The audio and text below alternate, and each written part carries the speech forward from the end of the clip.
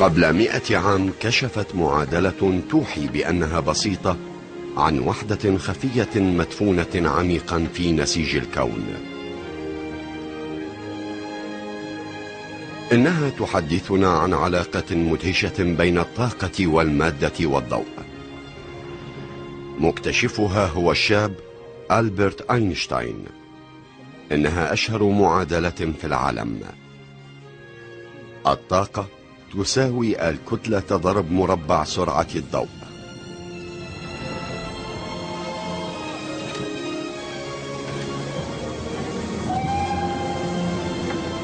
مع أن معظمنا سمع بفكرة اينشتاين الكبيرة، فإن قليلين منا يعرفون معناها. في الحقيقة معادلة الطاقة تساوي الكتلة ضرب مربع سرعة الضوء بالغة الأهمية، لدرجة أن اينشتاين نفسه ما كان واثقا من صحتها. Albert, darling, you're later than I expected. We've only got sausage and cheese tonight. What is it? We need to talk. Has something happened? Oh, no, nothing. Sorry, no. I spent most of the day staring out the window at work, looking at trains. And I started to think about an object and how much energy it had. Can I explain it to you? Of course you can. But first, dinner. Food and talk. I think the gods are laughing at me.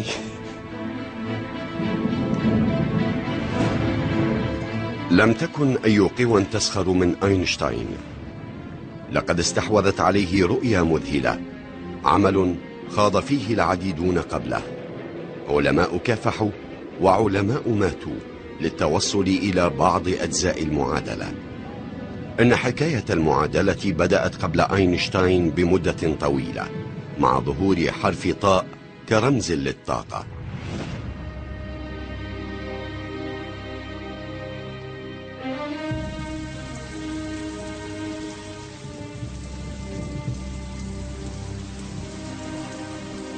في بدايات القرن 19 لم يكن العلماء ينظرون إلى المسائل من خلال الطاقة.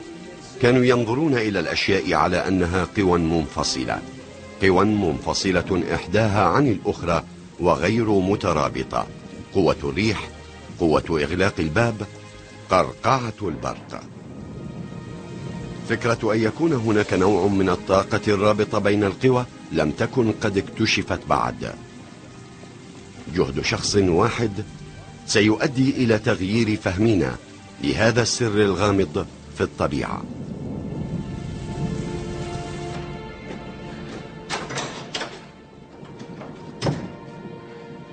Young Michael Faraday hated his job. He was uneducated, the son of a blacksmith. He'd been lucky to become a bookbinder's apprentice. But Faraday craved one thing. He craved knowledge. He read every book that passed through his hands. He developed a passion for science. All of his free time and his meager wages were poured into his self-education. He was on the threshold of an incredible journey into the invisible world of energy.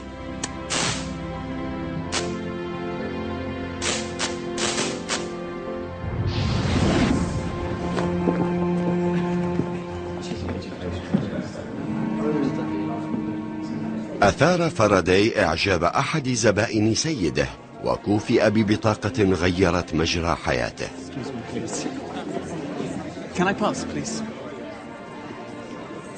Can I pass? Some of us are trying to improve ourselves. If people will let us. Of course. Pass.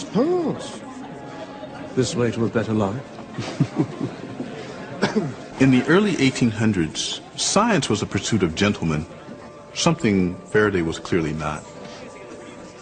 He had a rudimentary education, he'd read widely, he'd gone to public lectures. But in 1812 he was given tickets to hear Sir Humphrey Davy, the most prominent chemist of the age.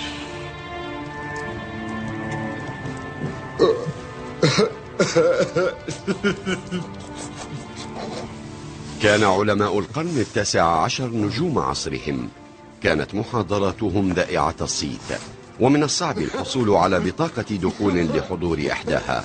كان ديفي منتشيا بمكانته. They're waiting. I know. وكان متابعا دقيقا لآخر مكتشفات أكسيد النيتروجين أو الغاز المثير للضحك. كان يقول إن فيه كل خواص الكحول من دون آثاره السلبية. Electricity, ladies and gentlemen. A mysterious force that can unravel the confusing mixture of intermingled substances that surround us and produce pure elements. Davy was an absolutely first-rate scientist. However, many will come to say that his greatest discovery is Michael Faraday. Metals unknown, that is, until I isolated potassium from molten potash and sodium, as I showed you last time, from common salt. That same magical لم يكن فاراداي من النبلاء، لكنه ما كان ليسمح للحواجز الطبقية أن تقف دون تحقيق طموحاته العلمية. عمل ليل نهار ليجعل ملاحظات المحاضرات بين دفتي كتاب من أجل بطله الجديد. Lord, help me to think only of others, to be of use to mankind. Help me be part of the great circle that is your work and love. Lord, I am your servant.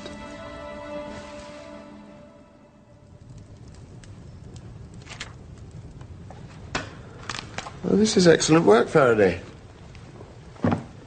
So what is it you aim to do with your life? My desire, sir, is to escape from trade, which I find vicious and selfish, and to become a servant of science, which I imagine makes its pursuers amiable and liberal. Really? Well, I shall leave it to the experience of a few years to set you right on that score. Look, I haven't anything at the moment. I'll send a note if anything comes up.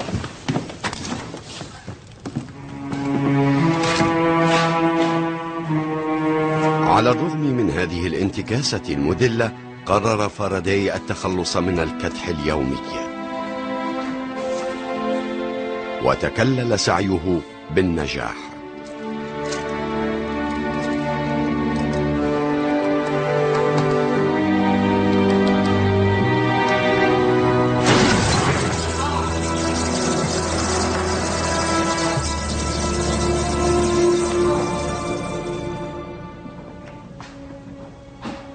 Newman, meet Mr. Michael Faraday. He's going to be my helper while I recover. He assures me he is a Christian fellow. Perhaps with God and Faraday in charge of the chemicals, you and I will be safe in our place of work. Thank you, Professor Davy. Welcome, Faraday. Oh, no, thank you, and thank you, Sir Humphrey. Just stick to your job and do as you're told, and you'll be fine, Faraday.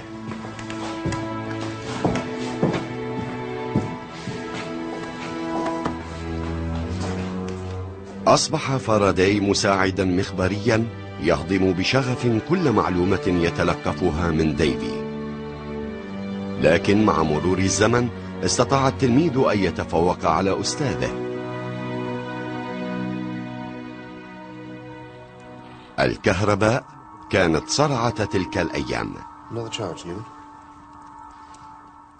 لقد تم اختراع البطارية وأجريت كل أنواع التجارب، لكن أحدا لم يكن يدرك معنى القوة الكهربائية. The academic establishment at the time thought that electricity was, like a fluid flowing through a pipe, pushing its way along. But in 1821, a Danish researcher showed that when you pass an electrical current through a wire and place a compass near it, it deflected the needle at right angles. كانت تلك أول مرة يشاهد الباحثون فيها تأثير الكهرباء في المغناطيس. أول لمحة لقوتين كان يعتقد أنهما منفصلتان، وتبين أنهما متحدتان بطريقة لا تفسير لها. Faraday, come look at this. All the bright spark around here, perhaps you can work it out. Ersted's reported an amazing finding. We're just replicating it here. Let's try the compass on the other side. Now, that is remarkable. But if the electrical force is flowing through the wire, why does the needle not move in the same direction, parallel to the wire? Quite. Let's try turning the whole apparatus round.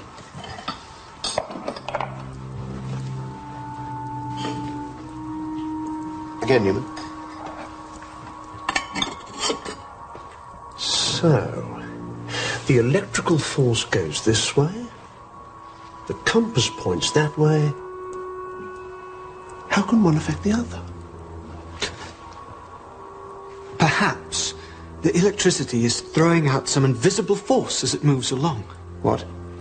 Perhaps some sort of electrical force is emanating outwards from the wire. Oh, my dear boy, let me tell you that at the University of Cambridge, electricity flows through a wire, not sideways to it. Well, that may be what they teach at Cambridge, but it doesn't explain what's happening before our eyes. No, let's just get on. Let's swap the compass to below the wire. لماذا انحرفت البوصلة نحو القوائم اليمينية؟ لماذا أثرت الكهرباء في البوصلة أصلا؟ هذا ما أذهل ديفي والآخرين. As we celebrate the marriage of Michael and Sarah. بالنسبة إلى فاراداي قضت المشكلة مضجعه كأنها إلهام من الله. كانت المشكلة بالنسبة إليه طريقة لفهم معجزات الله. There was a small, almost persecuted group in London called the Sandemanians. They were religious, not really a sect. They were just a small subset, sort of like Quakers. Faraday was a member of that group. It was a very gentle, decent group. They believed that underneath the whole surface of reality, everything was created by God in a unified way, that if you opened up one little part of it, you could see how everything was connected.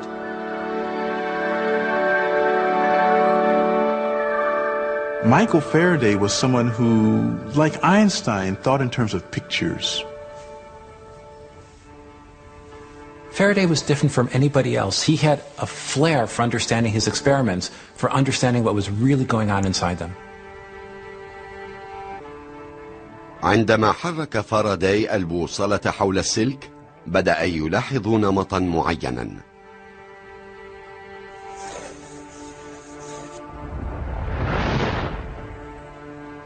What everyone else at the time had been taught was that forces travel in straight lines. Faraday was different. Faraday imagined that invisible lines of force flowed around an electric wire. And then he imagined that a magnet had similar lines emerging from it, and that those lines would get caught up in this flow. It was a bit like a flag in a wind. لكن قفزة فاراداي الكبرى كانت في قلب التجربة رأسا على عقب. فبدلا من أن يحرك السلك المكهرب إبرة البوصلة، تساءل إن كان في وسع المغناطيس الساكن تحريك السلك. I've never seen you like this, Faraday. You look like a happy child. I'm shaking, Newman. Underneath, I'm shaking.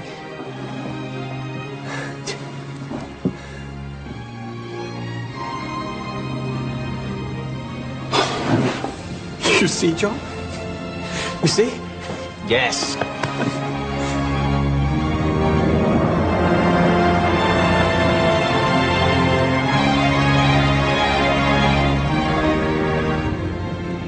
This is the experiment of the century. It's the invention of the electric motor. Scale up the magnets and the wires, make them really big. Attach heavy weights to them, and they'll be dragged along.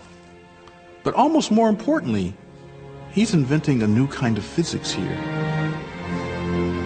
مع أنه لم يدرك الأمر في البداية، فإن فاراداي عرض مبدأ التقويس، وهو تحول المواد الكيميائية في البطارية إلى كهرباء في السلك، التي اتحدت مع المغناطيس لتنتج الحركة. وخلف كل هذه القوى كانت هناك الطاقة العادية.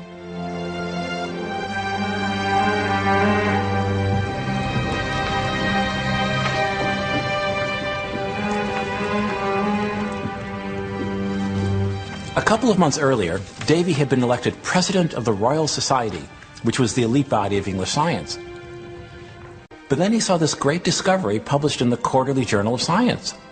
I don't know if he was envious, but he certainly saw that this young man who had been his assistant, this mere blacksmith's son, had come up with one of the greatest discoveries of the Victorian era.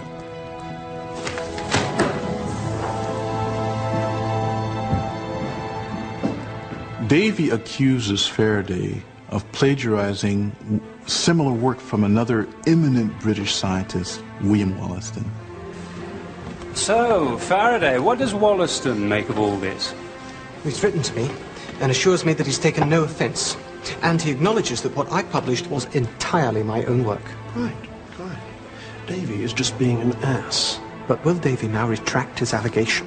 Sadly, no. In fact, he's still vehemently opposed to you being elected a member of the Society. Really? And what do you think?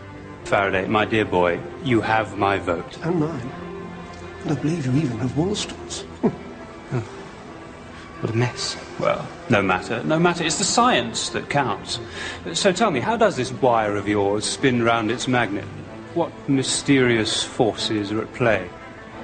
There seems to be an electromagnetic interaction. In my mind, I see a swirling array of lines of force spinning out of the electrified wire, like a spiraling web. But invisible lines of force, it's all a bit vague, isn't it? Faraday, might I have a word in private? Certainly.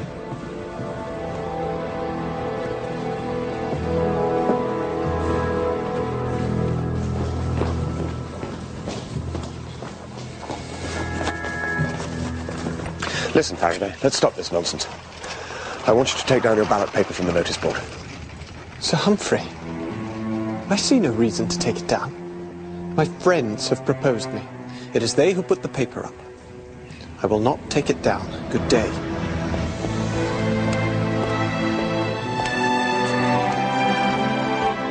تم انتخاب فاراداي عضوا في الجمعية الملكية، وتوفي ديفي بعد 5 سنوات نتيجة استنشاق الكثير من الغازات. ومع مرور الزمن أدت بحوث فاراداي حول القوى غير المرئية إلى فهم جديد للطاقة. أطلق ما يسميه اينشتاين الثورة الكبرى.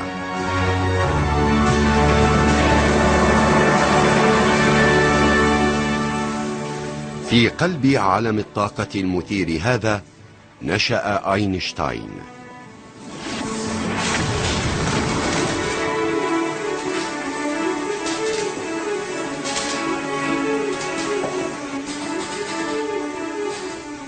My father and uncle wanted to make their fortune by bringing electric light to the streets of Germany. From an early age, I loved to look at machines, understand how things work.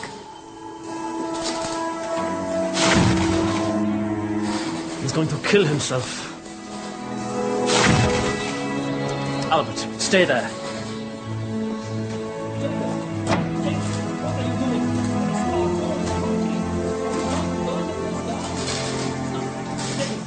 I experienced a miracle when my father showed me a compass.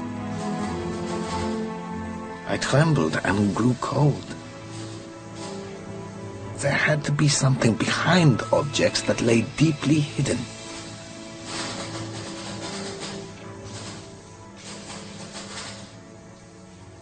At high school, they had their ideas about what I should learn.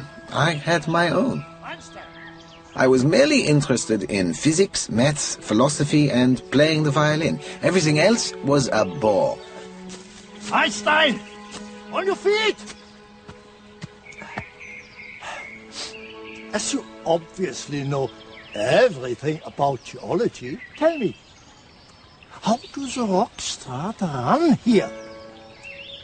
It's pretty much the same to me whichever way they run, Herr Professor.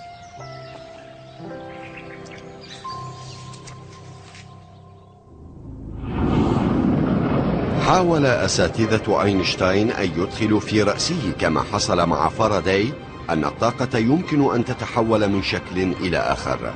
كانوا يعتقدون أيضا أن كل أشكال الطاقة قد تم اكتشافها.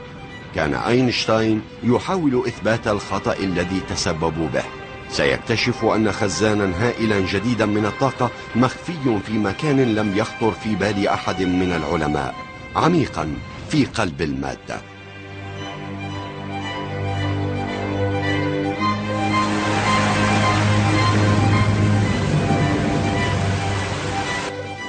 قبل 100 عام من ولادة اينشتاين كان الملك لويس ال15 على عرش فرنسا، لكن السلطة الملكية المطلقة على الشعب كانت قد بدأت تواجه التحديات.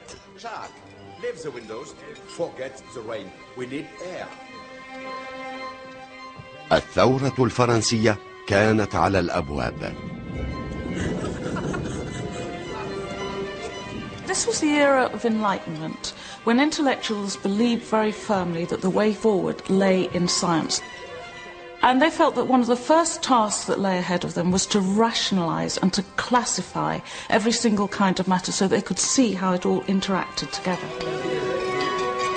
قرر أنطوان لافوازييه الشاب الأرستقراطي الثري أن ينكب على هذه المهمة لمعرفة ما إذا كانت هناك صلة جوهرية بين جميع الأشياء وعناصر الحياة اليومية في العالم. لكن ما ساعد لافوازييه كعالم هو اهتمامه الدقيق بالتفاصيل، وهو أيضا ما أدى إلى سقوطه. Monsieur Lavoisier, you are, if my eyes do not deceive me, consuming only milk this evening. First you had a glass of milk, now you are eating a bowl of milk. Will you next move on to a plate of milk? Your precise observations commend you as a lady of scientific curiosity, mademoiselle. Most unusual. As you seek knowledge, so I shall dispense it. For the last 5 weeks, I have taken nothing but milk. Good God, man. I would rather die than fast on milk for 5 weeks. Are you in the grip of some horrendous ailment? On the contrary, I am investigating the effects of diet on health. Monsieur, with the greatest of respect to a member of the Royal Academy of Sciences, your gut must think your throat has been slit.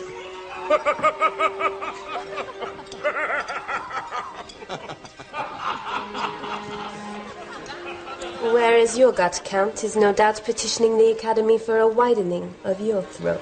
Marianne, how dare you insult the Count?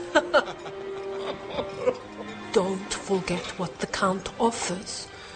Not just marriage, but think of how you will be introduced to all the salons. You will be the toast of Paris. Would it not be a shame, madame, to burden you with the duties of matrimony before you have had a chance to experience your curiosity for nature? Shall we all go through? It's getting rather hot in here.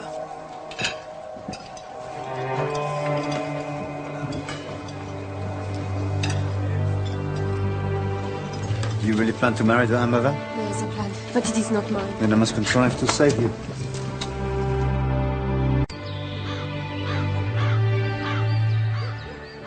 لم يكن لافوازييه عالما بالمعنى المهني، كان مدير تنفيذ الضرائب في باريس. كانت فكرته الكبيرة هي بناء سور ضخم حول المدينة وفرض الضريبة على كل ما يدخل أو يخرج منها، لكن ضرائبه على السلع البسيطة كالخبز والخمر والأجبان لم تجعله محببا لدى مواطني باريس العاديين. هذا الشاب المفرط الدقة والحساسية كان مع ذلك لا يحرم نفسه أحيانا من بعض الممارسات العاطفية.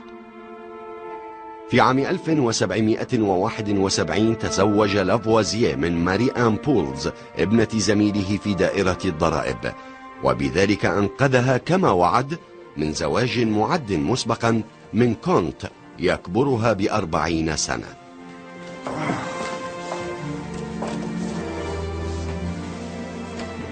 Allow me to show you something.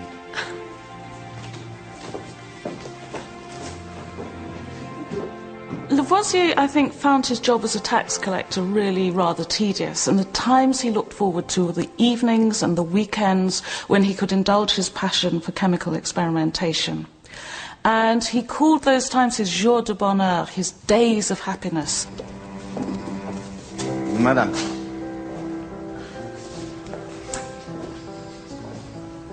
What will happen if I take a bar of copper or iron and leave it outside in the rain for months on end? Madame, Lavoisier. Monsieur Lavoisier. The metals. What will become of them? Is this a verbal examination? Prior to an examination proper, sir? I merely seek the truth. Then you joy with me, monsieur, for you know the truth.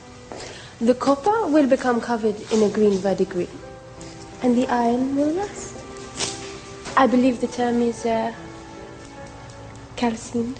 Most impressive, my charming wife. But let me press you further. When the metal rusts, does it get heavier or lighter?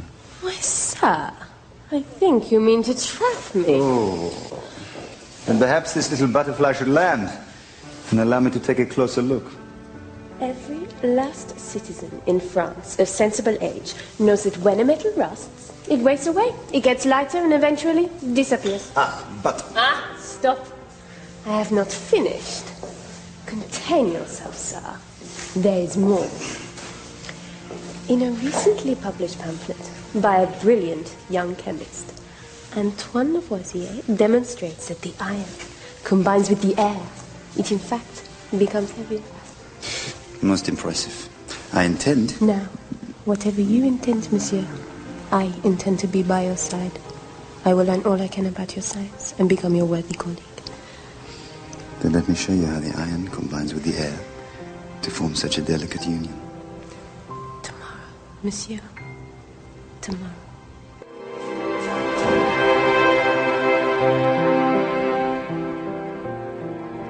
تعلمت ماري آن الكيمياء قرب زوجها، لكنها بحثت عن وسائل مختلفة لتساعده في عمله. تعلمت الإنجليزية لتتمكن من ترجمة الكتب العلمية المعاصرة، وتابعت دروس الرسم لكي تسجل بتفصيل كل ما يعملانه معا. كانت تدير المختبر وتمثل مؤسسة لافوازيه في المجتمع. كانت محور جهود البحث العلمي. That is a terrible thing to say. You are a cheeky man. This way, please, gentlemen.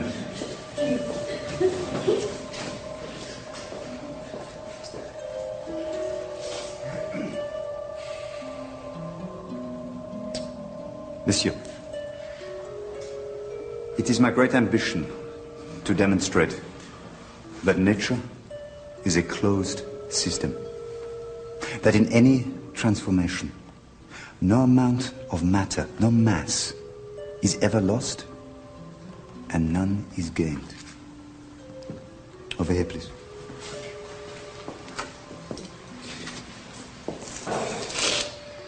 This precise amount of water is heated to steam. This steam is brought into contact with a red-hot iron barrel embedded in the coals. From this end, we cool the steam. But interestingly, we collect less water than we started with. So clearly, we lose a certain amount of water. However, we also collect a gas. And the weight of the iron barrel increases.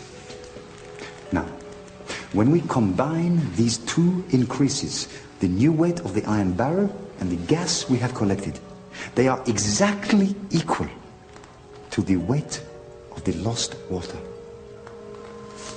But is it atmospheric air, Monsieur Lavoisier?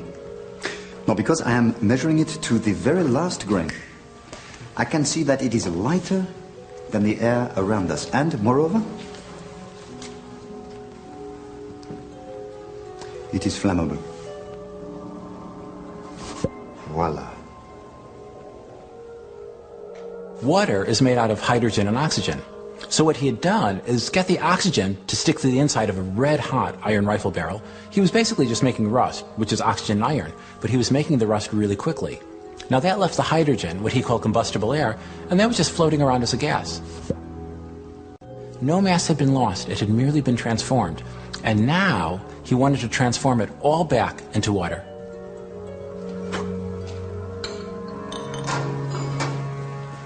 This is only the beginning. In the next few months, I hope to demonstrate that I can recombine this combustible air with vital air and transform them both back into water. I will recreate exactly the same amount of water that was lost here in this process. It is my hope to complete the cycle, water into gas, into water, and not a drop lost. For a long time, Lavoisier had suspected that the exact amount of matter, the mass, involved in any transformation was always conserved. But to prove this, he had to perform thousands of experiments, and he had to do the measurements with incredible accuracy. That's where his great wealth from being a tax collector came in. He could afford to commission the most sensitive instruments ever built. He became obsessed with accuracy.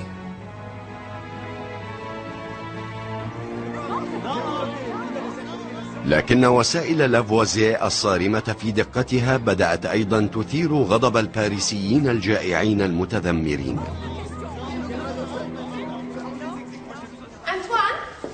Antoine!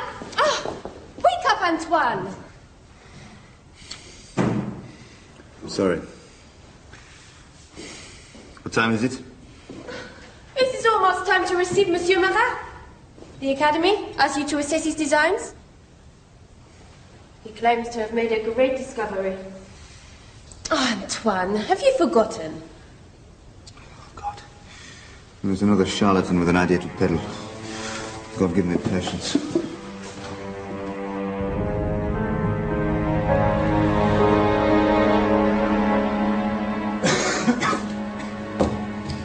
Monsieur Marat. Monsieur, I have invented a device which projects an image of the substance of fire onto a screen. You see? When a lantern is shone through a flame, we see a shimmering pattern above the flame. My device renders the substance of fire visible. Have you collected it, this substance of fire? Have you trapped it and measured it? Oh, no, but one can see it. I'm sorry, in the absence of exact measurements, of precise observations, without rigorous reasoning, one can only be engaging in conjecture, so this is not science. I am not given to conjecture, monsieur. Really? No. If you will excuse me, I am extremely busy today, but thank you. Thank you. So that is all? Then good day, monsieur!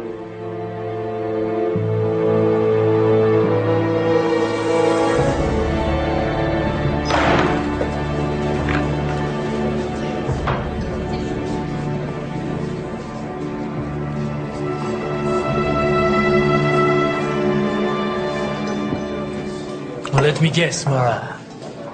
The King's scientific despot has decreed that your invention does not conform to the version of the truth as laid down by the Academy. Lavoisier. He talks about facts. He worships the truth. Listen to me, my friend. They are all the same, the Royal Academies. They insult the liberty of the mind. They think they are the sole arbiters of genius. They are rotten to the core, just like every other tentacle of the king.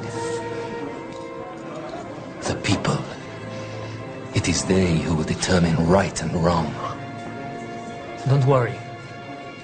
In my next pamphlet, I will expose this persecutor of yours.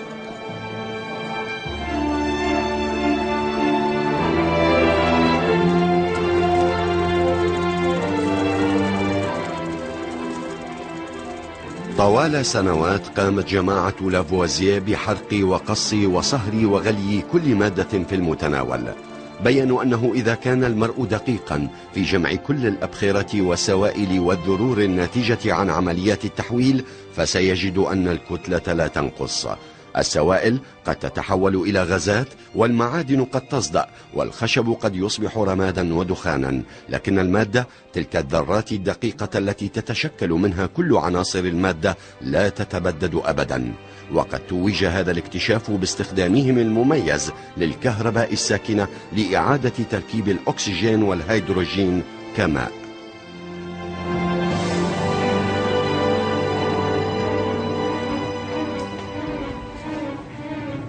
What is happening?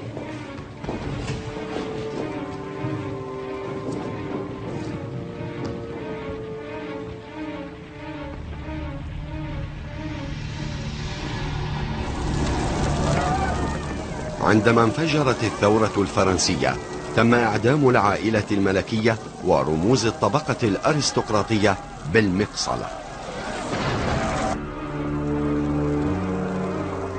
To the French revolutionaries of 1790, Lavoisier meant one thing and one thing only. He was the despised tax collector who built that wall around Paris. وظيفة لافوازييه كجامع ضرائب سلطت الشكوك حوله. لقد أدانه جان بول مارات، العالم الفاشل الذي تحول إلى صحفي راديكالي.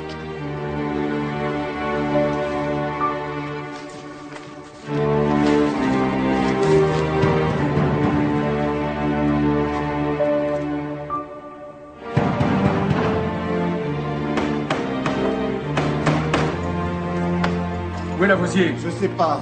Lavoisier! Lavoisier!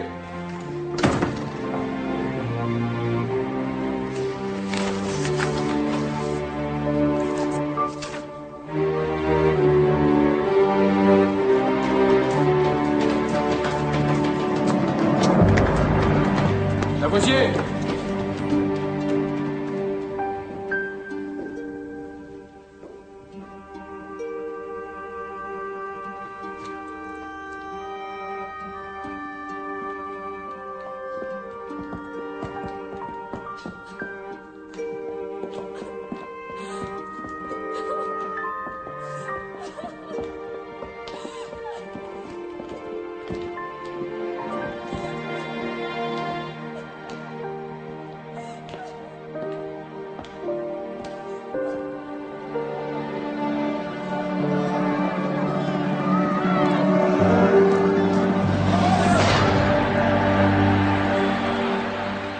What Lavoisier did is absolutely central to science, and especially T equals mc squared. Because what he said is if you take a bunch of matter, you can break it apart, you can recombine it, you can do anything to it, and the stuff of the matter won't go away. If the mob burned Paris to the ground, utterly razed it, shattered the bricks into rubble and dust, and burned the buildings into ashes and smoke, turns out if you put a huge dome over Paris and weighed all the smoke and all the ashes and all the rubble, it would add up to the exact same weight as the original city and the air around it before. Nothing disappears.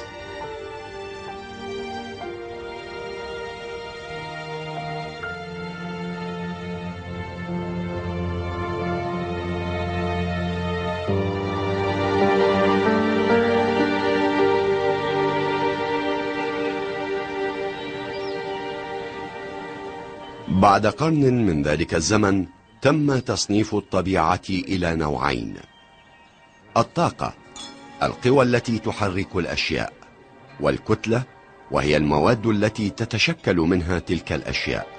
علوم القرن التاسع عشر كلها استندت إلى هذين التصنيفين الأساسيين.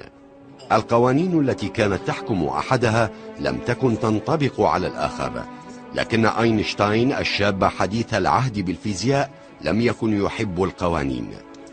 Einstein, what happened to you? It is more than a little ironic, having been reprimanded yesterday by that idiot Professor Pernay for poor attendance, that I should in fact attend a practical lesson, which was as long as it was boring and utterly pointless, by the way, only to be the victim of an explosion of my own apparatus. So it was your own fault then? Thank you. And how are you today, Fraulein Manage? Extremely well, Herr Einstein. All the better for seeing you have escaped the physics laboratory with your life. Well, in order not to alarm you any further, I pledge to forever continue my studies here at the Café Bahnhof, reading only the great masters of theoretical physics and eschewing the babbling nonsense of the polytechnicians. It's about all you ever do. It's getting a little stuffy in here, Fräulein Marriage. Would you care to take a walk with me? There's something I'd like to discuss with you. Why, Herr Einstein? Of course. Perhaps you'd like me to tell you what you have missed in lectures this week.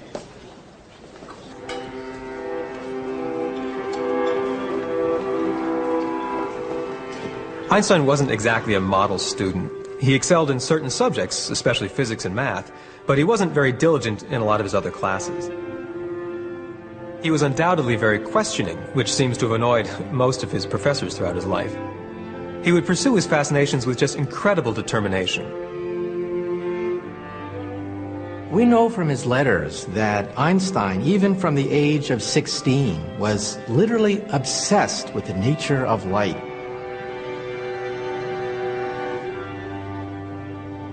Everyone he could speak to, his friends, his colleagues, even his then girlfriend, Mileva Merrick, who would become his wife, everyone he badgered with the question, what is light?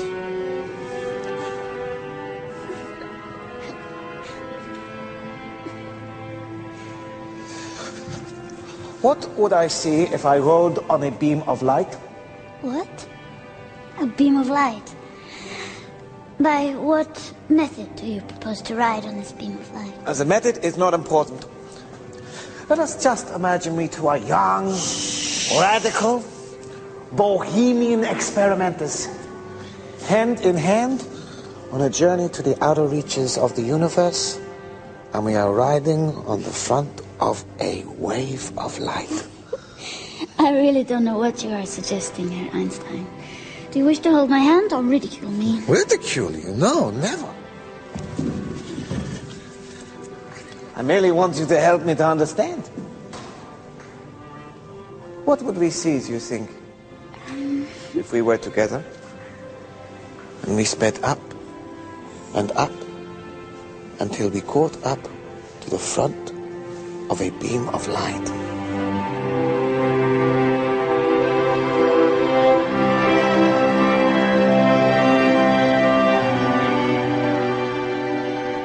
الملاحقة المستمرة للضوء التي شغلت اينشتاين هي التي أحدثت ثورة في العالم. بالضوء أعاد تركيب النظرة إلى الكون وعثر على العلاقة التي تربط بين الطاقة والكتلة.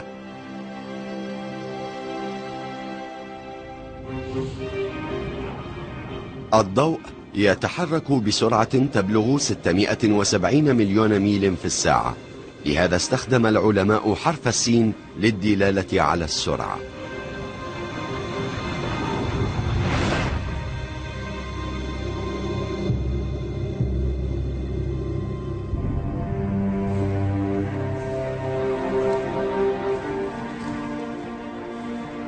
قبل حلول القرن ال19 بفترة غير قليلة استطاع العلماء رصد سرعة الضوء، لكن أحدا لم يكن يفهم ماهيته.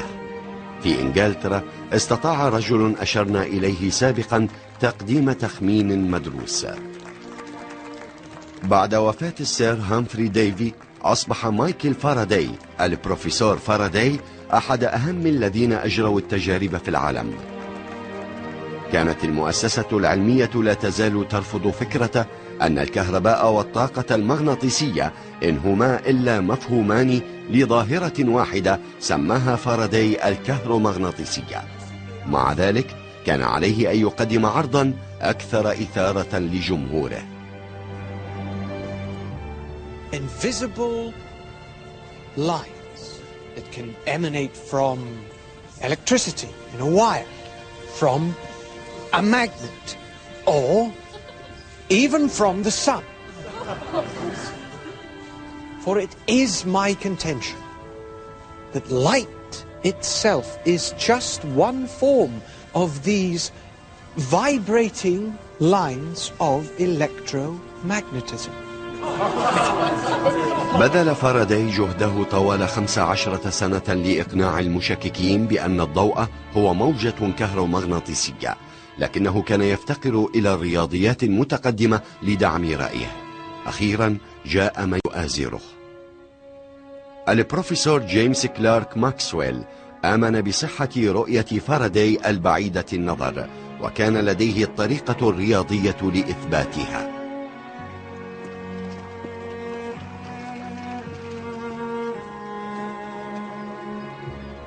وهكذا أصبح ماكسويل والعجوز فاراداي صديقين حميمين.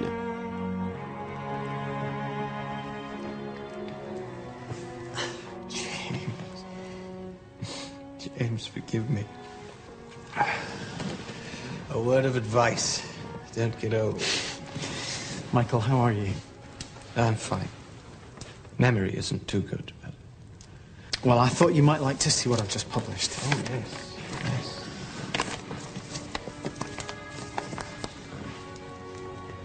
Splendid.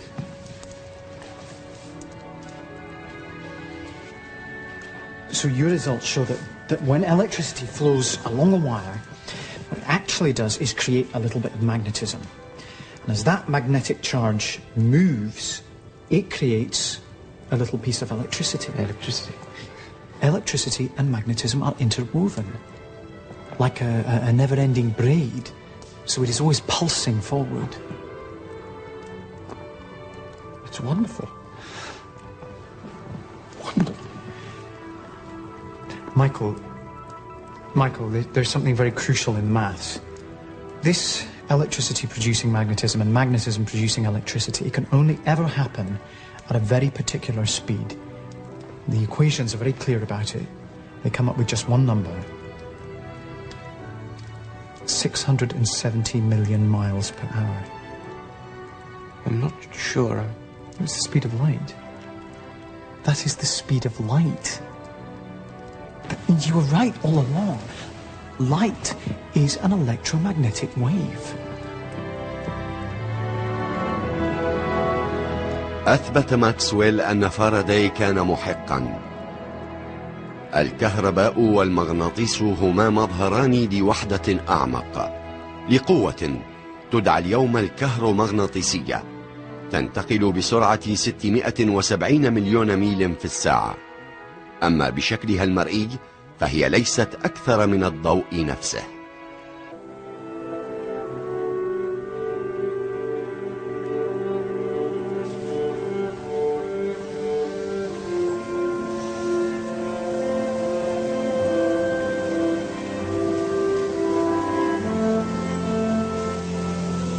She's very pretty. Yes. But can she soar and dance like our dark souls do? Maxwell's equations contained an incredible prediction. They said you could never catch up to a beam of light. Even if you were traveling at 670 million miles an hour, you would still see light squiggle away from you at 670 million miles an hour. Do you see how she stares at that wave? Yes. You see how for her it is static? Yes. She and the wave are traveling at the same speed. We see the wave moving through the water, but relative to her, it just sits there. So is light like that? Common sense would say that if you caught up to a light beam, there would be a wave of light just sitting there. Maybe it would be shimmering, a bit of electricity and a bit of magnetism.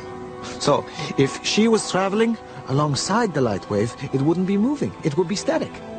But Maxwell says you can't have static light. Maybe Maxwell is wrong. Maybe if you catch up to light, it is static, Albert, like a wave next to a boat. Imagine if I was sitting still and holding a mirror to my face. And the light travels from my face to the mirror, and I see my face. Yes. However, if I and the mirror were traveling at the speed of light... You're going at the same speed as the light leaving your face. Exactly. The light never reaches the mirror. So would I be invisible?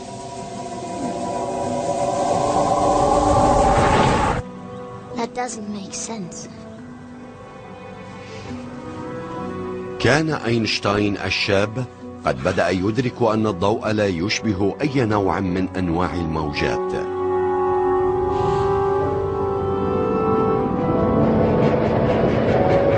كان كان على وشك دخول عالم تتداخل فيه الطاقة والكتلة وسرعة الضوء بطريقة لم تخطر في بال أحد.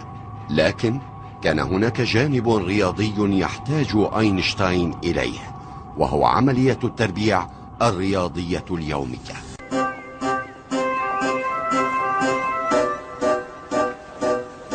قبل الثورة الفرنسية بزمن طويل لم يكن العلماء يعرفون كيف يقيسون الحركة. كانت المعادلات التي تشرح حركة الأشياء واصطدامها بدائية.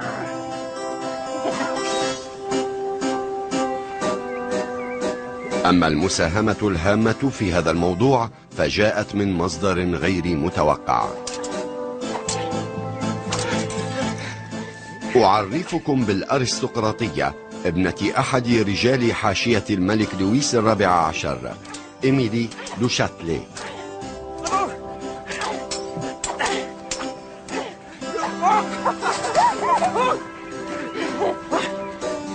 Quickly, father's coming. إيميلي دو شاتلي كان لها تأثير كبير في الفيزياء خلال حياتها القصيرة. تلك المرأة التي لم يسمع بها أهل زمنها نشرت عددا من البحوث العلمية، من بينها ترجمة مؤلف إسحاق نيوتن المبادئ، وهو أعظم بحث حول الحركة كتب يوما. ما زالت ترجمتها نصا نموذجيا في فرنسا حتى هذا اليوم. In one sense, she is a woman utterly out of her true time and place. She's a philosopher, a scientist, a mathematician, a linguist. She demands a freedom that women didn't begin to enjoy until over 150 years later. A freedom to study science, to write about it, and to be published. تزوجت إيميلي في 19 من عمرها من جنرال في الجيش الفرنسي، وأنجبت 3 أطفال. كانت تدير منزلا متطلبا وتعتني باهتماماتها العلمية. كانت في 23 عندما اكتشفت الرياضيات المتقدمة. كانت تحضر دروسا عند أبرز علماء الرياضيات في ذلك الوقت، وهو بيير دو موبرتوي. كان خبيرا بنيوتن، وكانت هي التلميذة الصغيرة الشغوفة. لكنه سرعان ما انطلق في رحلة استكشاف قطبية. بعد ذلك تعلقت إيميلي بفولتير، أبرز شعراء فرنسا. ولأنه كان ناقدا حادا للملك والكنيسة الكاثوليكية، أدخل إلى السجن مرتين، ثم نفي إلى إنجلترا حيث سحر بأفكار نيوتن. وعندما رجع إلى فرنسا عاود الإساءة إلى الملك، لكن إيميلي أخفته في بيتها الريفي. بعيدا عن باريس، حولت إيميلي وفولتير قصرها إلى مكان للعلم والثقافة مع مسرح صغير، وكل ذلك بمباركة وتشجيع زوجها. There's a great deal of myths surrounding Du Châtelet and her love life, and most of it is very exaggerated. But her husband did accept Voltaire into his household, and he often went to Paris on behalf of Voltaire. He went to his publisher to plead Voltaire's case, to keep Voltaire out of jail. And it is also true that Emily du Châtelet did have several affairs of a fleeting nature. Bravo, bravo! She created an institution to rival that of France's Royal Academy of Sciences. Many of the great philosophers, poets, and scientists of the day visited. Oh, Monsieur, you are young. I hope that soon you will judge me for my own merits, or lack of them. But do not look upon me as an appendage to this great general, or that renowned scholar. I am in my own right a whole person, responsible to myself alone for all that I am, all that I say, all that I do. لقد تعلمت إيميلي من الرجال النوابغ حولها، لكنها سرعان ما أبدعت أفكارها الخاصة بها. أثارت ذعر معلميها عندما تجرأت على الإشارة إلى وجود عيب في تفكير السير إسحاق نيوتن. أكد نيوتن أن طاقة الأشياء أو القوة التي تجعلها تتصادم يمكن حسابها ببساطة من خلال ضرب كتلتها بتسارعها. ومن خلال المراسلة مع علماء ألمان تعرفت إيميلي إلى رأي آخر، رأي غوتفريد لايبنيز، الذي قال إن للأشياء نوعا من الروح الداخلية، الطاقة الذاتية، سماها فيس فيفا، وهي كلمة لاتينية تعني القوة الحية. كان الكثيرون يستخفون بآرائه، لكنه كان مقتنعا أن طاقة الجسم مكونة من كتلته ضرب مربع سرعته. Taking the square of something is an ancient procedure. If you say a garden is 4 square, you mean that it might be built up by 4 slabs along one edge and 4 along the other. So the total number of paving slabs is 4 times 4, 16. If the garden is 8 square, 8 by 8, well, 8 squared is 64. It'll have 64 slabs in it.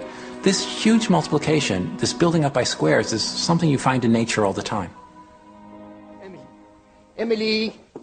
Emily, you are being absurd. Why ascribe to an object a vague and immeasurable force like vis viva? It is a return to the old ways.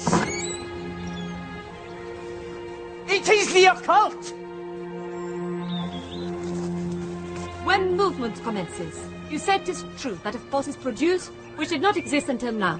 Think of our bodies. To have free will, we must be free to initiate motion. So all Leibniz is asking is, where does all this force come from? In your case, my dear, the force, I am sure, is primeval. Oh, you're infuriating. You hide behind wit and sarcasm. You only think you understand Newton. You're incapable of understanding Leibniz. You're provocateur. Everything you do is about something else and makes trouble for you. Criticize this, denounce that. Are you capable of discovering something of your own?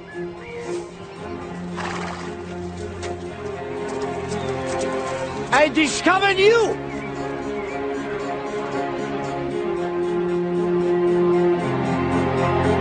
على الرغم من التأييد الواسع لنيوتن، فإن قناعة إيميلي دو شاتلي لم تتزعزع.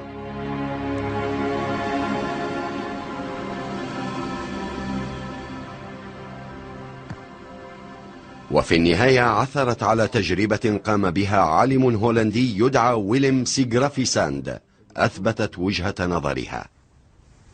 Graafsand in Leiden has been dropping lead balls into a pan of clay.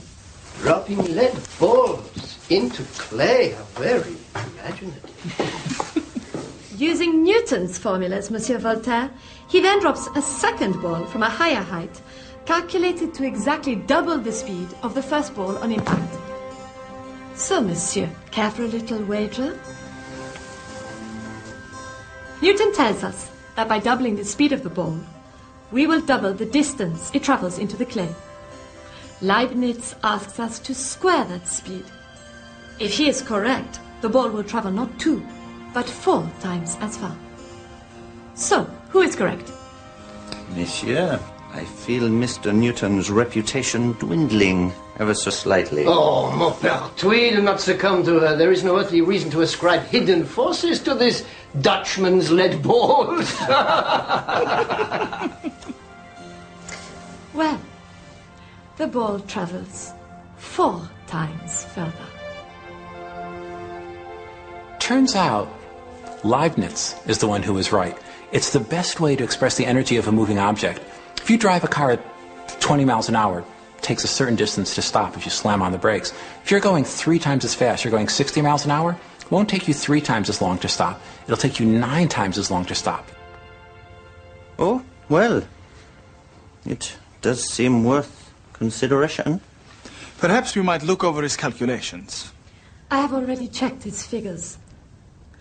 I am sure Leibniz is correct on this point. I intend to include a section on this matter in my book. Really? Do be careful, madame. Do you think the Academy is ready for such an opinion? Quite. We really should be careful. We? I see no reason to delay. There is no right time for the truth.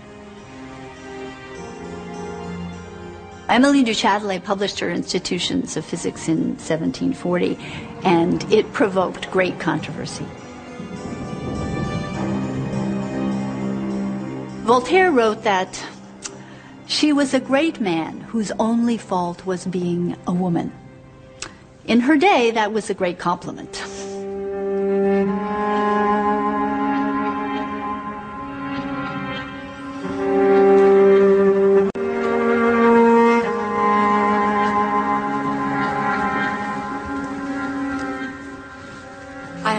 child.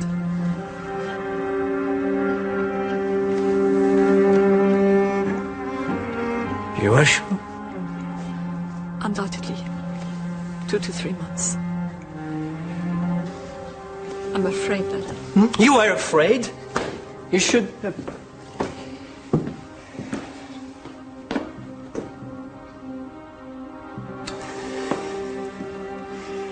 Well, this child is obviously not mine.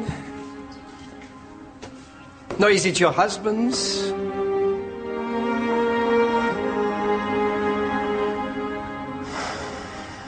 Oh, Emily.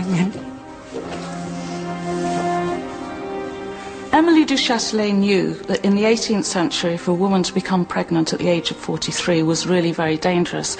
And all the while she was pregnant, she had terrible premonitions about what was going to happen. كانت إيميلي طوال حياتها تحاول تجاوز الحدود المفروضة على بنات جنسها. في النهاية، بعد زواجها من جندي شاب وبعد 6 أيام من ولادة طفلها الرابع، أصيبت بانسداد وعاء دموي وتوفيت.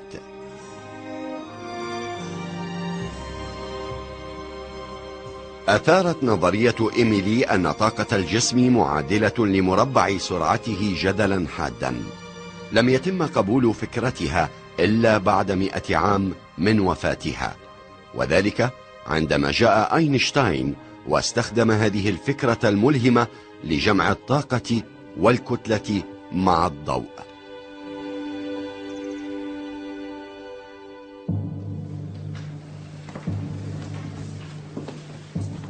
راح اينشتاين يطارد الضوء خلال وبعد المرحلة الجامعية. لسوء الحظ كان يضايق أساتذته إلى حد أنهم جميعا رفضوا إعطاءه تزكيات. لقد قبل بوظيفة قليلة الأجر في مكتب تسجيل براءات الاختراع السويسري. تزوج ميليفا وأنجب منها طفلا وكافحت العائلة الصغيرة، لكن ذلك كله لم يضايق ألبرت. Einstein, I see you are busy, as usual. Look, Einstein.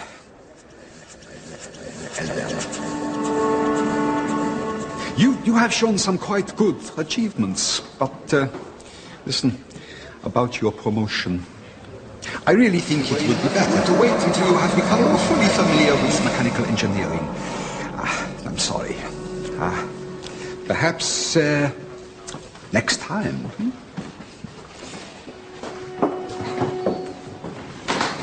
But I wanted to hire a maid so I can get back and finish my degree. Now I will never pass my dissertation.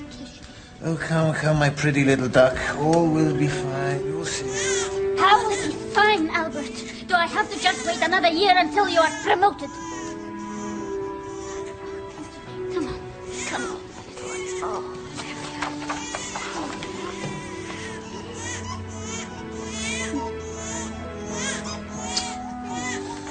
All will be fine.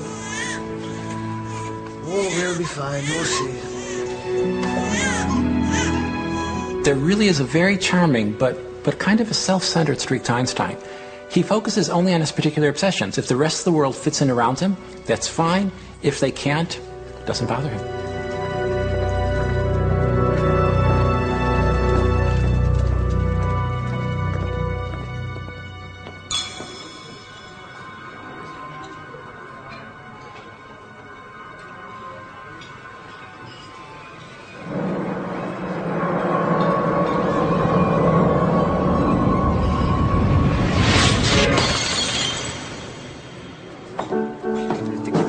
And he's going to come and tell us.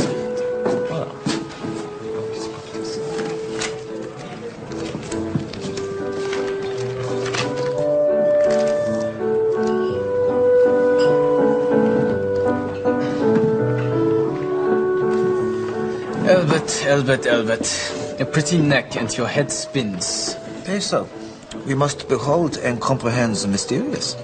Well, that kind of mysterious is going to get you into trouble. I'll tell you what is truly mysterious. The secret of a long and happy marriage. The mathematics are fine, if a little unconventional, but this only works for big systems. It'll fall down when you apply it to small systems. I disagree. Oh, no. Here we go. Another grand theory by Herr Albert Einstein, a patent clerk, third class. What would happen if one applied those formulae to electromagnetic radiation? Albert, you can't just take one bit of physics and apply it without proper regard to a completely different area. Why not? Albert, I know you like the grand linkages, the big theories, but wouldn't things be better all round if you just got going in some small area? Got a university post, get a decent wage, for God's sake. At least Mileva could study again. Then she'd be happy, and you'd be happy. Ah, the vulgar struggle for survival. Food and sex. Spoken like a true bourgeois. Besso, I want to know how God created this world. I'm not interested in this or that phenomenon, in the spectrum of this or that element. I want to know his thoughts. The rest? The details. Yes, but you can't feed your children on his thoughts, Bertie.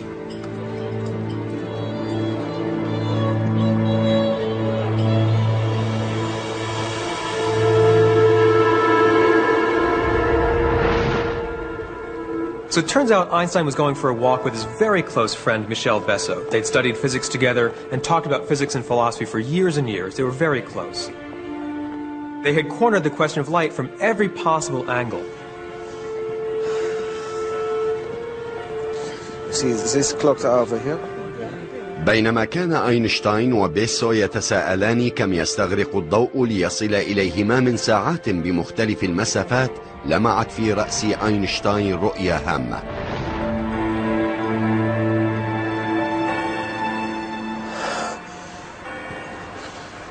Thank you. Thank you. I have completely solved the problem. Albert!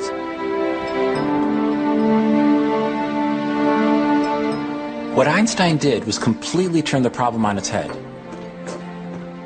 Other scientists had found it impossible to accept Maxwell's idea that light would always move away from you at 670 million miles an hour, even if you too were traveling really fast. But Einstein just accepted that as a fact. Light's speed never, ever changes. Then, what he did was bend everything we know about the universe to fit light's fixed speed. What he discovered was that to do that, you have to slow down time. His extraordinary insight is that time, as you approach the speed of light, time itself will slow down. It's a monumental shift in how we see the world.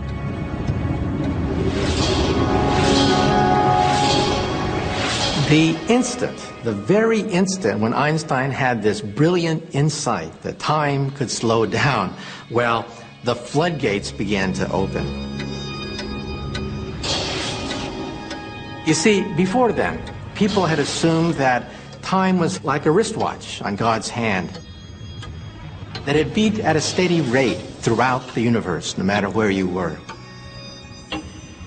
Einstein said no, that the tick-tick-tick of this wristwatch was actually the click-click-click of electricity, turning into magnetism, turning into electricity.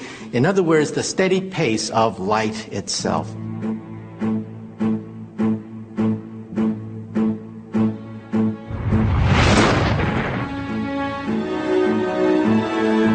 In 1905 was a miraculous year for Einstein and for physics. He had an unbelievable outpouring of creativity. It starts with his publication of a paper on how to work out the true size of atoms. 2 months later is the publication of his paper on the nature of light. That's what we'll learn of the Nobel Prize. The third paper, only a month later, is on how molecules move when heated, and that finally ends the debate on whether atoms really exist. The fourth paper is published at the end of this half-year period. In it, Einstein sets out his theory of light, time, and space. It was this theory of special relativity. That changed the way we see the world. في عالم أينشتاين الجديد، الثابت الوحيد لم يكن الزمان ولا المكان، بل الضوء.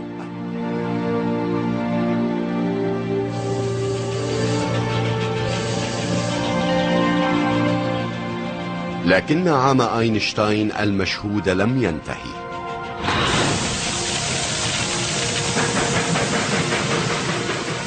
في آخر بحث كبير نشره عام 1905 قدم اينشتاين وحدة أعمق.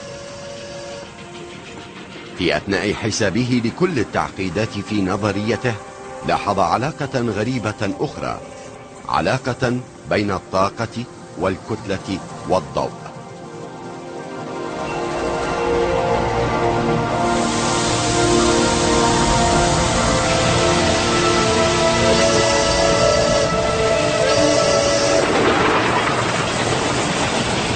Einstein realizes that the speed of light is kind of like a cosmic speed limit. Nothing can go faster. So imagine we have a train charging along, and let's say it's getting up to the speed of light, and we're stuffing more and more energy in, trying to get it to go faster and faster. But it's still bumping up against the speed of light. So all this energy, where does it go? It has to go somewhere. Amazingly, it goes into the object's mass. From our point of view, the train actually gets heavier. The energy becomes mass.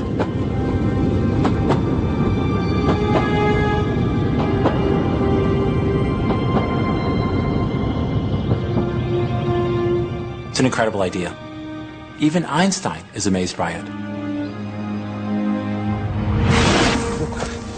I think I have found a connection between energy and mass, if I am right. Then energy and mass are not absolute. They are not distinct. They can be converted into one another. Energy can become mass, and mass can become energy. And not just energy equaling mass. Energy equals mass times the square of the speed of light.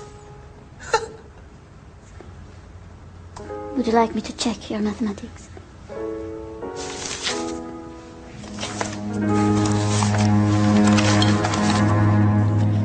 أرسل اينشتاين ورقته الخامسة عام 1905 للنشر. ب3 صفحات فقط أوضح أن الطاقة والكتلة تربطهما علاقة مربع سرعة الضوء E يساوي MC مربع.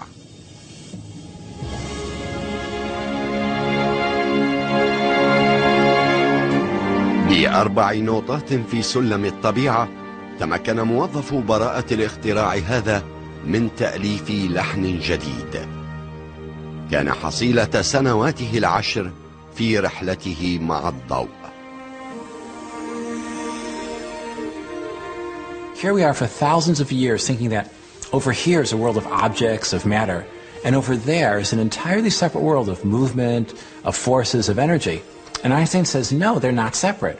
Energy can become mass, and crucially, mass can also become energy. There's a deep unity between energy, matter, and light. E equals mc squared. That equation shows that every piece of matter in our universe has stored within it a fantastic amount of energy. The speed of light, for example, is about 300 million meters per second. You multiply that by itself, and you get 90 quadrillion. So in other words, what is matter? In some sense, matter is nothing but the condensation of vast amounts of energy. So in other words, if you could somehow unlock all the energy stored within my pen, that would erupt with a force comparable to an atomic bomb.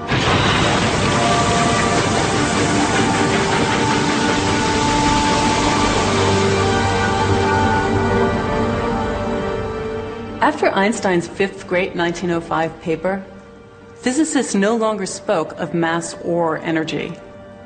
They're now the same thing to us.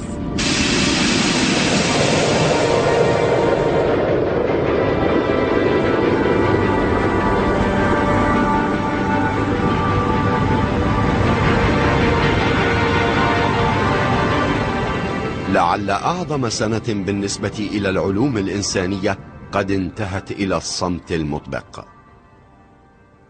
لقد نشرت المقالات من دون أن تعطي أي صدى.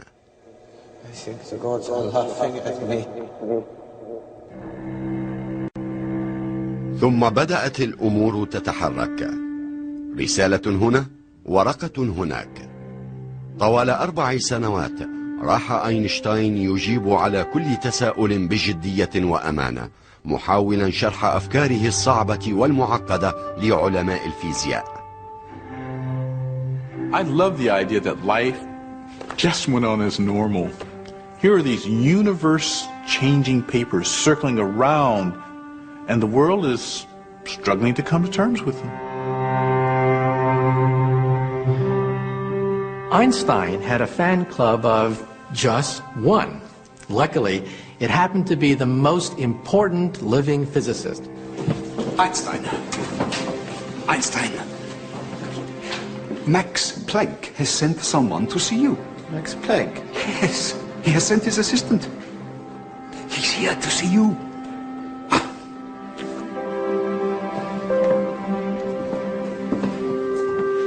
ماكس بلانك أبرز الفيزيائيين حث على التعامل مع اينشتاين بجدية. بعد 4 سنوات من الانتظار عين أستاذا للفيزياء في جامعة زيورخ، ومن هناك انطلقت شهرته. نصب أستاذا للفيزياء في برلين ليحقق شهرة عالمية ويصبح علما في بلاده. لقد غدا أبا الفيزياء المعاصرة بلا منازع.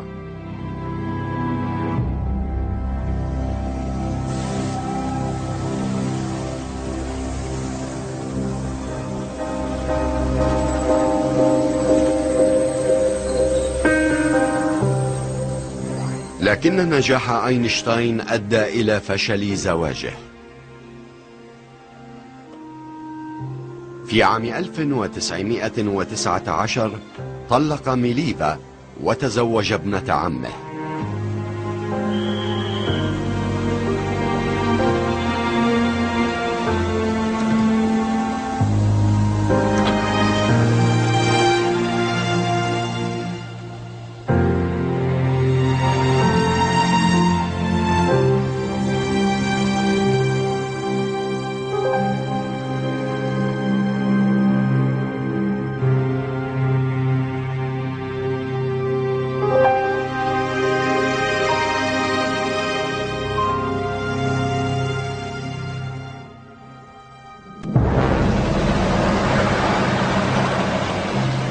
أصبحت معادلة الطاقة تساوي الكتلة ضرب مربع سرعة الضوء، الكأس المقدس للعلوم. لقد أنبأت بمخزون الطاقة الهائل الكامن في الذرة. ظن أينشتاين أن سبرها سيستغرق 100 سنة من البحوث، لكنه لم يتوقع أن يتم سبرها خلال الحرب العالمية الثانية في ألمانيا الهتلرية.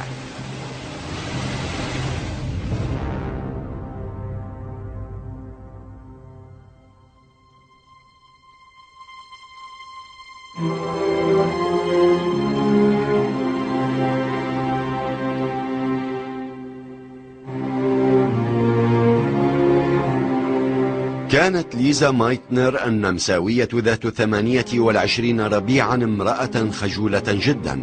على الرغم من قلقها وصلت دكتورة الفيزياء الشابة إلى برلين وهي مصممة على الحصول على عمل في حقل النشاط الإشعاعي المثير. لكن لسوء الحظ لم تكن جامعات ألمانيا عام 1907 توظف النساء الخريجات. لكن ولحسن الحظ كان هناك من وقف إلى جانبها. Fräulein Meitner. Yes? Otto Hahn. I'm a researcher in the Chemistry Institute. Professor Planck suggested I... Herr Hahn, I have read your papers on thorium and on mesothorium, and Dr. Planck suggested that Yes, he suggested that I speak with you. I need someone to collaborate. I think I could really help with the physical analysis. And the mathematics. Yes. And the mathematics. Studying radioactive atoms has become so much a collaboration between chemistry and physics these days. Yes. I'll ask Fischer for a laboratory then. Excellent. I'll speak to you soon. قامت ليزا مايتنر بأول خطوة في رحلة سوف تغير تاريخ العالم بالتأكيد. بالنسبة إليها سيكون طريقا مفروشا بالنجاح والشهرة، ولكن أيضا محفوفا بالخوف والخيانة.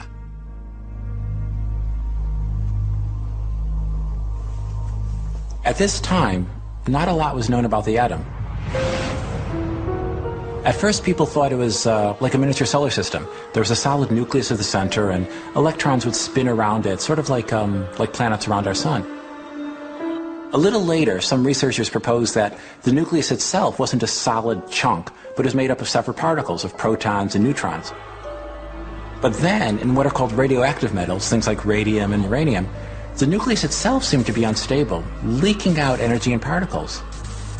Perhaps this was an example of E equals mc squared, the mass of a nucleus turning into energy.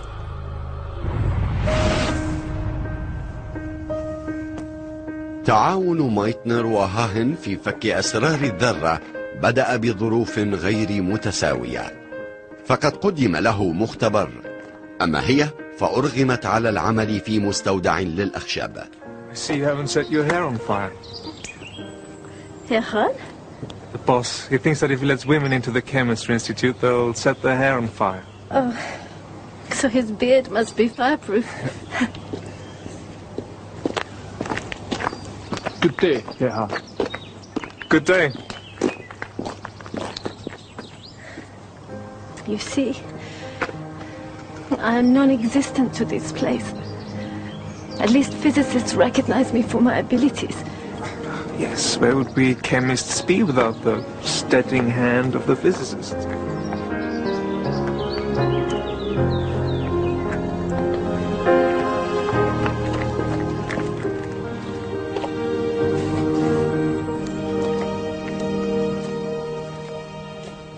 It took years, but Lisa lost her shyness eventually.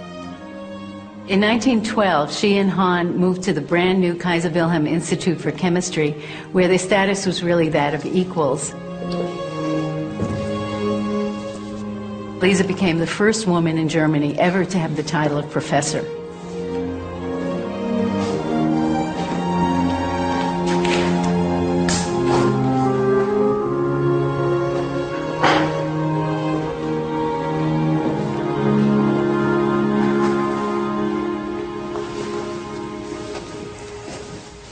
Lisa, I have news. Remember the art student I told you of? Yes, Edith. Yes, well, I have asked her to marry me, and she has accepted.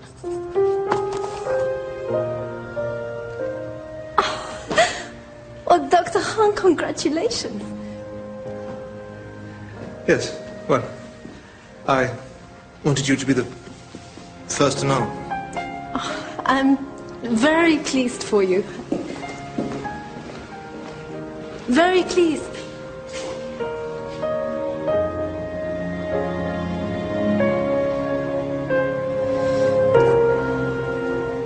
Lisa Meitner was warm-hearted by nature. She had many friends, and she may have wanted to have a closer relationship with Otto, but it really does seem that physics was Lisa's first love, maybe even her passion. كانت العشرينيات والثلاثينيات السنوات الذهبية للبحوث النووية. أشهر نواة في تلك الفترة كانت نواة اليورانيوم التي تحتوي على 238 بروتونا ونيوترونا. كانت مايتنر وهاهن يتصدران المتسابقين حول معرفة إمكانية تشكيل نواة أكبر بإضافة مزيد من النيوترونات. So, the atom, pretty familiar. Nucleus in the center, electrons orbiting around. The nucleus is our focus.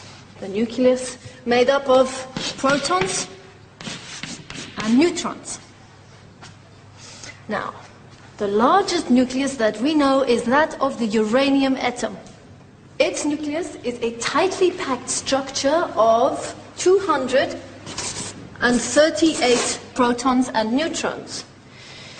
The thrust of our work is to try to fire neutrons into this huge structure, and if we can get a neutron to stick in here, it will be a breakthrough.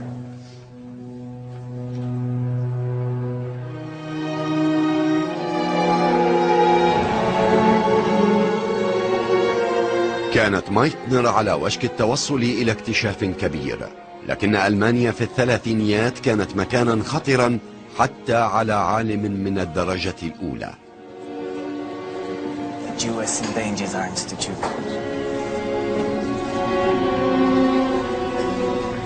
When the Nazis came to power, one of the first things they did was to drive out Jewish academics from the universities. Einstein was very prominent, and for that reason he was one of the first to go. He was hounded out of Germany in 1933. Lisa was not dismissed at that time.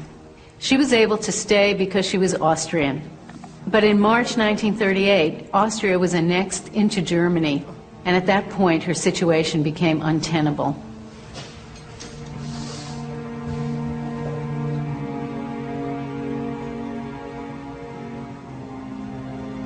What is it?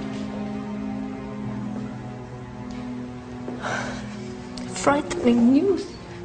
What's happened?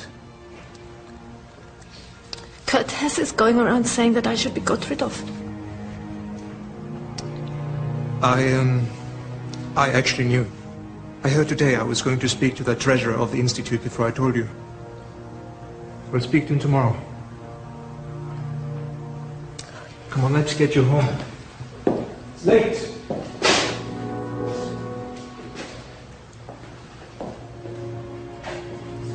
We'll finish up. كان الضغط على مايتنر لا يحتمل. هاهن الذي عرف بمعاداة الأفكار النازية بذل جهده لحمايتها من حيث المبدأ على الأقل. I need to talk to you about Lisa. Not now, I'm too busy. We have to protect her.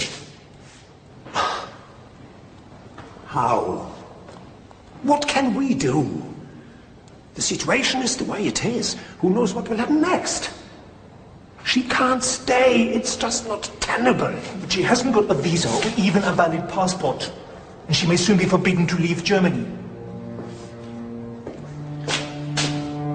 We can't harbor a Jew. If she stays, the regime will shut us all down.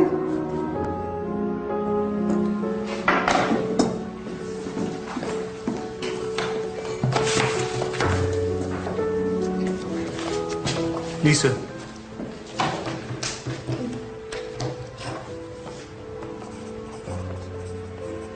Orline demands that you leave. You can't throw her out. Orline says you should not come into the institute anymore. Well, I have to write up then. Thorium irradiation tomorrow, so I have to come in. You've given up.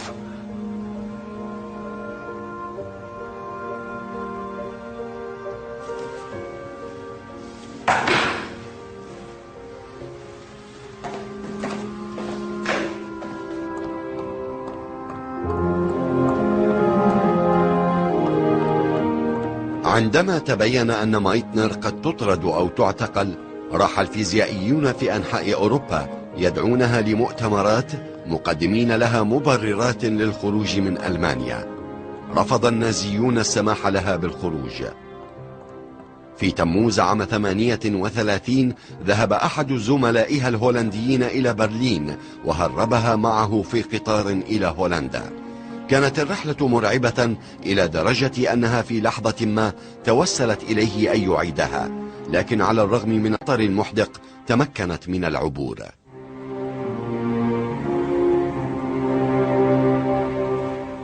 She had lost everything: her home, her position, her books, her salary, her pension, even her native language. She had been cut off from her work just at the time when she was leading the field and was on the brink of a major scientific discovery. لم تكترث ليزا بالحرمان الذي عانته. كان بالها لا يزال مشغولا بالفيزياء، والمدهش أنها تمكنت وهاهن من التعاون عبر الرسائل. I hope, my dear Otto, that after 30 years of work together and friendship in the Institute, that at least the possibility remains that you tell me as much as you can about what is happening back there.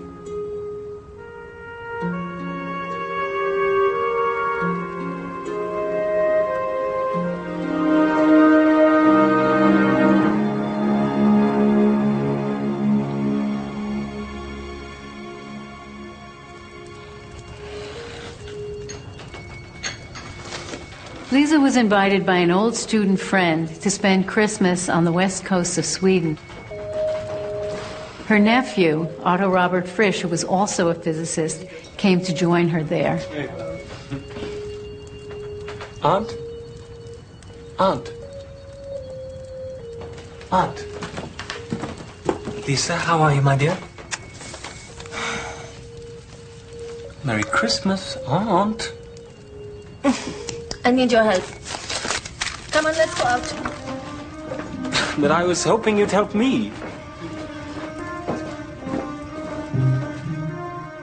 في برلين كان هاهن يحقق نتائج غريبة.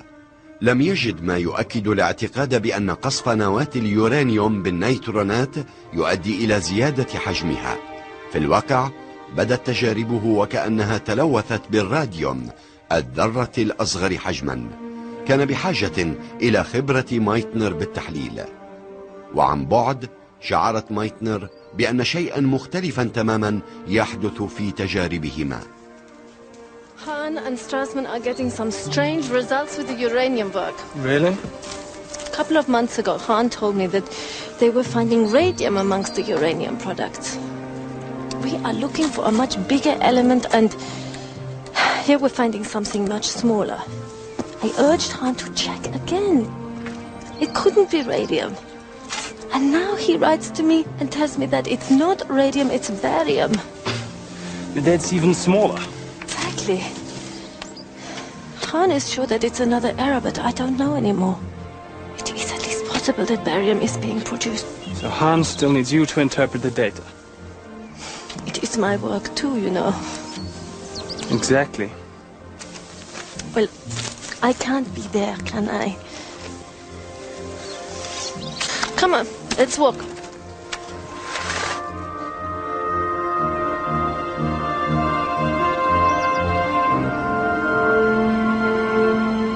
Surely he's made a mistake, hasn't he? He hasn't done what you told him to. Oh, my darling Robert, he may not be a brilliant theorist, but he's too good a chemist to get this wrong.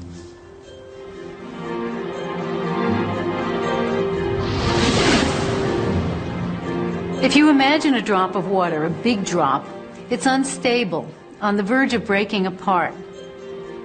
It turns out that a big nucleus like uranium is just like that. Now, for 4 years, Meitner and Hahn and all other physicists had thought that if you pump more neutrons into this nucleus, it'll just get bigger and heavier. But suddenly, Meitner and Frisch, out in the midday snow, realized this nucleus might just get so big that it would split in two.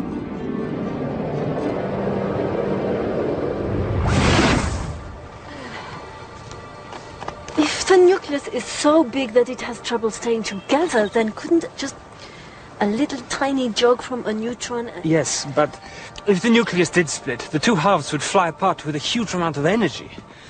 Where's that energy going to come from? How much energy?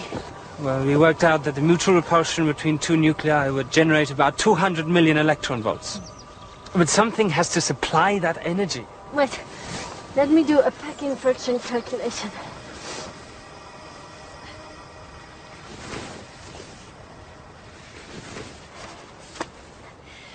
The two nuclei are lighter than the original nucleus of the uranium by about 1/5 of a proton in mass. What? So some mass has been lost. Einstein's E equals mc squared. If we multiply the lost mass by the speed of light squared, we get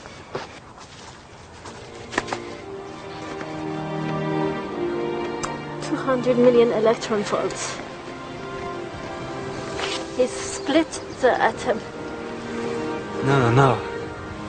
You've split the atom.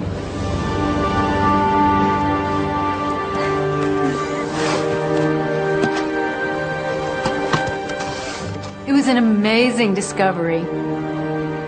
Of course, in the laboratory, we're talking about tiny amounts of uranium and correspondingly tiny amounts of energy. But the point is that the amount of energy released was relatively large, and that it came from the mass of the uranium itself. The energy released was entirely consistent with Einstein's equation E equals mc squared.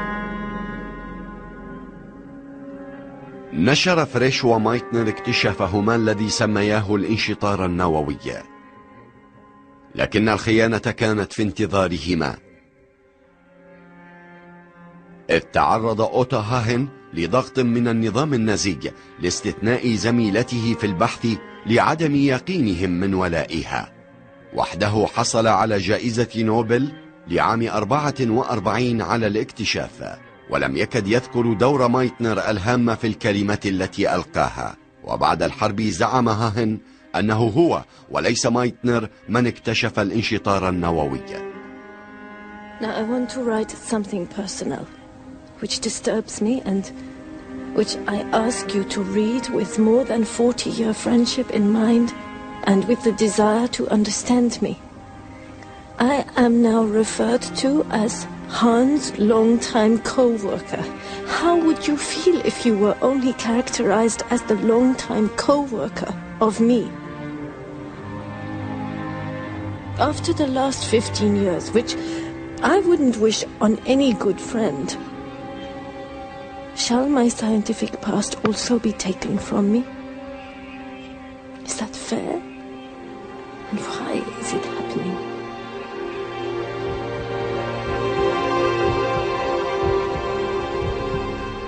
Lisa Meitner had been working on this for 30 years. She'd only broken apart a handful of atoms, but that was enough. Once she had broken even one, the genie was out of the bottle. What Meitner had started, after that, physicists around the world began to realize they could take it a lot further. في عام 42 بدأت الجهود تبذل لصنع القنبلة النووية. في أنحاء أمريكا كان يجري تركيب المنشآت تحت اسم سري هو مشروع مانهاتن. Meitner was asked to join the Manhattan Project, and she refused. She refused to have anything to do with the atomic bomb. But Robert Frisch was different. He was an important member of the team because he was convinced of the need to beat the Nazis in a nuclear arms race.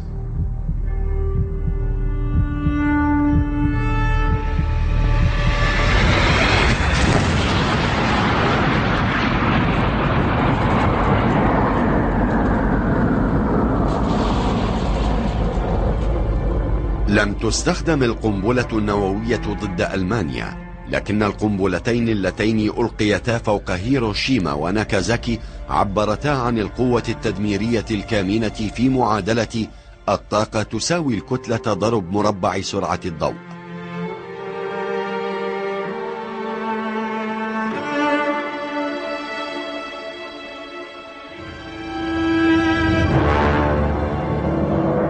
تم تحرير كميات هائلة من الطاقة على شكل إشعاع كهرومغناطيسي من بضعة كيلوغرامات من اليورانيوم والبلاتينيوم.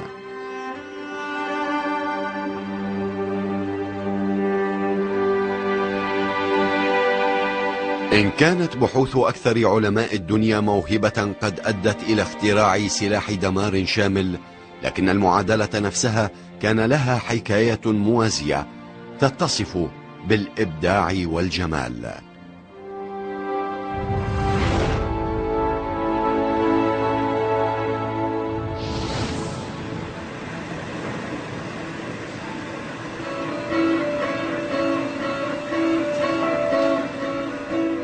اليوم يحمل فيزيائيون شباب رسالة اينشتاين، ومنذ ولادتها يجري استخدام المعادلة الشهيرة للغوص في أعماق الزمن للإجابة عن أعظم الأسئلة: من أين أتينا؟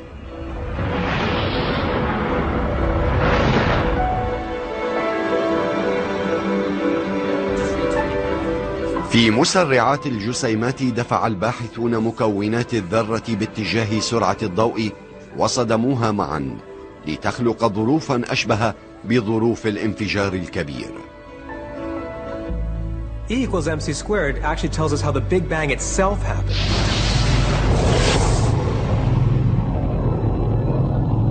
In the first moments of creation, the universe was this immensely dense, immensely concentrated eruption of energy. As it rushed apart and expanded, huge amounts of energy, or E, were converted into mass, or M, Pure energy became matter. It became the particles and atoms, and it eventually formed the first stars.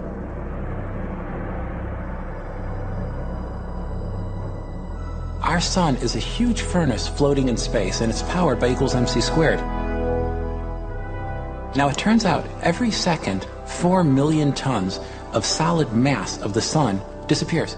Comes out as energy, not just a little bit of energy. It's enough to light up our entire solar system, make the solar system glow with heat and light. And not only do stars emit energy in accordance with E equals mc squared, the whole process actually creates life itself. Eventually, a massive star dies. The debris floats around, clusters together, gets pulled into the orbits of another star, and becomes a planet. We humans and the Earth we stand on are made of stardust. We are a direct product of E equals mc squared. إن جيلا جديدا من الباحثين يبحث عن إجابات بالاستفادة من تجارب العلماء عبر العصور، باستخدامهم أدوات جديدة تبلغ سرعتها سرعة الضوء تقريبا. بات في وسعهم إثارة أسئلة لم يتسنى لأسلافهم حتى تخيلها.